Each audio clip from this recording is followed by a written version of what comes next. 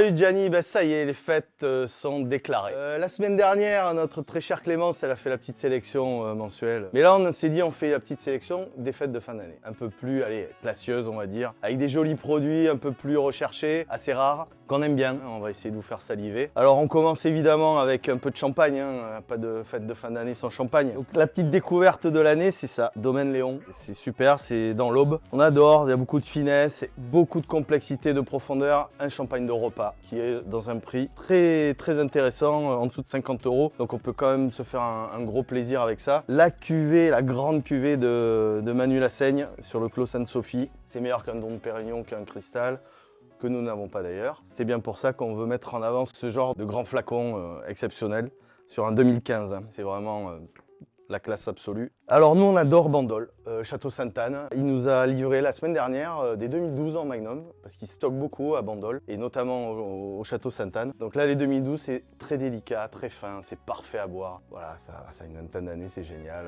Château Le Puy, voilà, un Bordeaux décalé, comme on aime, beaucoup de finesse, de la texture, des jus vraiment très profonds, pas trop de bois, de grands vins exceptionnels de Bordeaux, méconnus mais qu'il faut mettre en avant. La cuvée Barthélemy qui est la cuvée phare sans sulfite ajouté, qui est juste un monument sur un 2017. Et ils ont lancé là cette année leur deuxième domaine qui s'appelle la Closerie Saint-Roch. C'est adjacent, hein, le domaine est à côté, ils travaillent exactement de la même manière. Ils ont mis longtemps avant de les sortir. Là c'est des 2015 qui sont prêts à boire, à carafer un peu. C'est vraiment très délicat. Ça vaut bien des grands pommerolles, mais pour faire la surprise, voilà, on est hors appellation évidemment Bordeaux parce qu'ils ont décidé de sortir du cadre. Ça on aime bien. La Grande Bourgogne, on se fait un peu plaisir à la Romanée Saint-Vivant.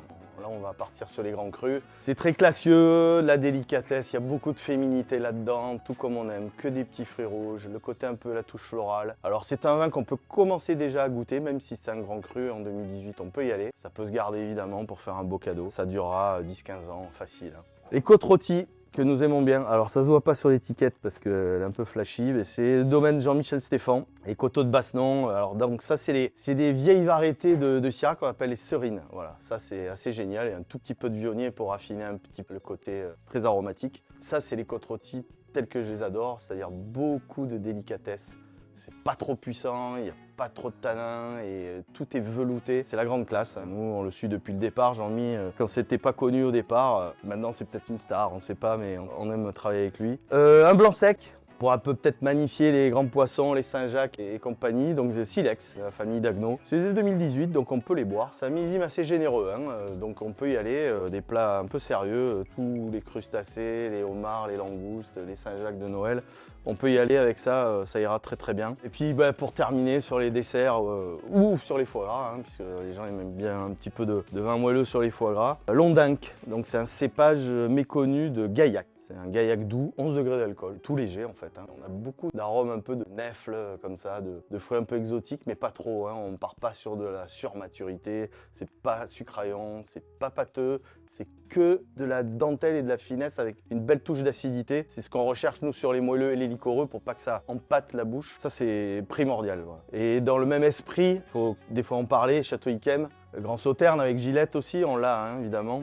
Des équilibres parfaits, il faut les boire avec 20 ans de garde. Il faut vraiment de la garde, sinon c'est pas intéressant. Château Yquem, comme Château Gillette. Donc voilà, nous on les a gardés exprès. Et là, il faut les ressortir pour ces grands moments, hein, pour faire des beaux cadeaux aussi. Hein. Et puis peut-être une petite pépite qu'on n'y pense jamais à partir dans cette région, c'est sur Rivesaltes. Alors voilà, ils font des rancios, c'est traditionnel hein, là-bas, hein, dans le sud, de faire des rancios. Et puis nous, on trouve ça merveilleux. C'est frais, c'est pas lourd. C'est des vins de méditation, de discussion d'après-repas. Donc là, c'est un 85 qu'on a récupéré il n'y a pas longtemps grâce à Christophe Guittet. Et donc c'est un Rivesaltes ambré, une couleur très délicate, hein, ça fait penser un peu à des couleurs un peu ambrées, abricot, voilà tout ça. Et ça se boit à tout moment, voilà, tout simplement.